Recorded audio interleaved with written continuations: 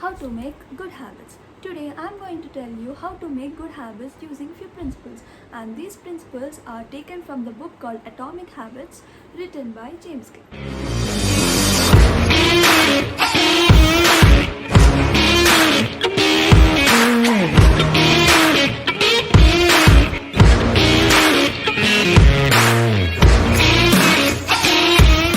Hello amigos, this is Nihalika and welcome back to my channel. Everybody wants a good life with good habits included in them, and nobody wants bad habits to be included in them. Even then, we all have bad habits and also do them often. This is because we are being deeply motivated and being reasoning ourselves for years for doing those bad habits. For example, a person who smokes gives a reason of being stressed all the time. It doesn't mean that person who isn't smoking is having 100% peaceful life. It just means that he has chosen some other habit to reduce his anxiety and stress, and definitely the second person will be having a better life than the first one. Now I'm going to tell you how to build a habit in 4 steps. Firstly, let me tell you why should we build a habit. Basically, when we do something new, our brain starts experimenting it, and when it is rewarded for it, it stores the information subconsciously. And when you do it a couple of times, it is no more experimenting but a step-by-step process. And this step-by-step process is a habit. When this information is stored subconsciously, it becomes easy for us to do a task. These 4 steps I'm going to tell are the signs of how habits work. First one is cue, second one is craving, third one is response, and the fourth one is reward. Cue means making things obvious, craving means making things attractive, response is making things easy, and reward is making things satisfying. Let's say you decided to learn a guitar, and now let's put this in all these 4 steps and understand. Cue, making it possible, which means when it would only be possible when the guitar is placed in an area where it is obvious to look at, not when it is tucked in a closet, and it should be put in a easy to reach place. And the second thing is craving, making it attractive. Craving is a motivational force that drives you to keep your habit. Why did you feel like playing guitar? Maybe because you wanted to sing out your feelings, or maybe because you wanted to dedicate a song for someone. This step, craving, is really very important. You must have one or create one. And the third one is response, making it easy. This is a very important step. However strong your desire is, at some or the other point you would like to quit or at least procrastinate. So to make it easy, what you do is play the easiest chords and notes in the guitar until you feel like moving further. If not today, maybe the next day. But never give up on picking up a guitar and playing the easiest notes. And the fourth step is reward, which means making it satisfying. Obviously, you will feel a bit satisfied because you're already a step ahead than yesterday. 1% of positive change daily, every day, would make you a better person, and one day you would become a person you wanted to be. But 1% of negative change every day, or 1% of laziness every day, or 1% of procrastination every day will lead you to become a person you never wanted to. For example, 5 minutes of yoga or 15 minutes of exercise in the beginning will make you a better person one day. In the course of time, you also feel like increasing the working out time, like from 15 minutes to 20 minutes, 20 minutes to 25 minutes to 30 minutes, and one fine day even you'll end up doing 1 hour workout, and that is really amazing change. But never stop starting at 5 minutes. This is really very important. And now, how to break a bad habit. Breaking a bad habit also contains the same 4 steps: cue, craving, response, and reward. Here, the cue means not making it obvious. Craving is not making it attractive. Response is not making it easy, which means making it difficult, but the reward is feeling satisfied. Let's take an example and apply to all 4 steps. Now let's just think you're trying to give up on junk food or unhealthy food. Now let's apply this to the Q. Q is not making it obvious. Not making it obvious means you should be very obvious that you don't come across junk food for the initial stages, and you can also you should stop buying your junk food. Like when you go to a regular store, you actually know where the junk stuff and all are present. So you can also change the supermarket you go where you doesn't know where the junk stuff is present. You will only end up buying the things you need, and you can also avoid the vision of the junk food and try to throw away all the junk food present in your home.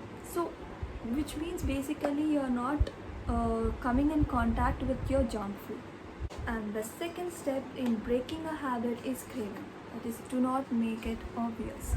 This is a very favorite and most important step, and it is very comforting for me. This is because when you're eating a junk food or unhealthy food, it obviously means it is definitely having drawbacks, but we don't know them.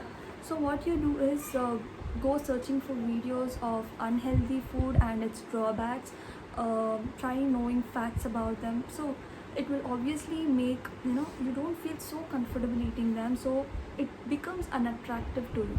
And in case some people like me, even though they see the preparation of things, they start feeling like eating, for them you can also try to know the ugliest facts about those junk food things, about the trans fat, about the nutritious values, about how is it going to impact your brain. And also when you start knowing these things, you'll start repulsion towards junk food, and that does work. And if in case it doesn't work, what you do is keep a name for yourself when you're eating that, and ask someone to call you when you're eating it, something which you feel which you don't like.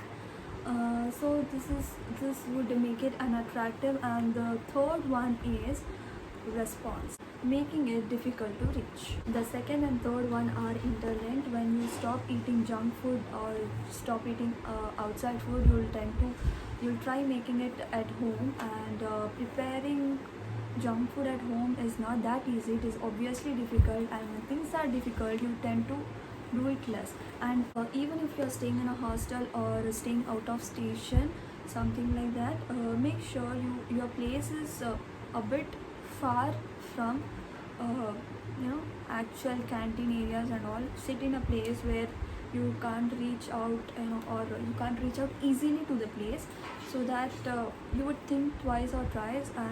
And also make sure you prepare your own food or easy foods to get to your workplace, so that you don't often end up eating junk food. So yeah, our mission accomplished. We didn't eat any outside food or junk food or unhealthy food. So this obviously leads to the fourth step, that is satisfaction. Okay, now let's see the best way of implementing a habit. When you have decided to study something, don't just say, I would start studying from tomorrow. Instead say, I would tomorrow after 7 a.m. I would spend 2 hours of time for studying. This would make more possible for you to study, because you already know when you are going to study. Second thing is, say it out loud and write it somewhere so that your brain registers strongly. And this is called implementation intention. And the another added advantage is because you already know what you're going to do between 7 to 9, you would less likely make other commitments during this period. Thing is, give your habit particular time and space to live in this world, and the goal is to make time and location so obvious that with enough repetition you get an urge to do the right thing. For making it even more easier, you can add upon another method called habit stacking. In this you have to stack a new habit that you're trying to make to the one which is already existing. Now let's see how the previous example of studying turns out when you add this habit stacking method. Tomorrow, after working out for 1 hour, From 7 a.m. to 9 a.m., I am going to study for 2 hours in my study room. And this is even more clear. And what actually happens is finishing your exercise becomes cue for your study. And this is even more clear now. And you will mentally be prepared. And whenever you finish your exercise, you actually know what you have to do the next part. Everything is fine, but what makes the change consistent and what keeps us persistent? Motivation. Generally, motivation is overrated, says James Clear. Let's see how. Generally, we choose what we eat and what we drink depending upon our surroundings, not because we are hungry. For example, let's say you have a canteen in your college, and whenever you go there, you will buy the most obviously seen thing, that is soda. And no canteen keeps more water bottles than soda bottles. And just hypothetically, just imagine that they have installed the 3 to 4 water stations in the way to the canteen from your classroom. And when you're thirsty, you will obviously stop at one of the stations and drink water rather than going all the way to the canteen and buy a soda. So this is how surroundings affect our behavior. And one more thing is, when you are alone in your room and you have a plate full of cookies with you, you will go for it. But when the same plate of cookies are in conference room, no, you wouldn't go for it, right? This is also another example for surroundings being part of your behavior activities. Environment is invisible hand that shapes your behavior. We have sound, sight, taste, touch, and smell. But the most important sensation is sight, that is vision. Half of the brain resources are used on vision, and we are more dependent on vision than any other senses. Q is visual, which is greatest catalyst for our behavior. And so it is very important for oneself to surround themselves with productive cues devoid of the unproductive ones. There is good news in this respect, that you don't have to be victim of your surroundings, you can actually create one for yourself. How to design environment for success.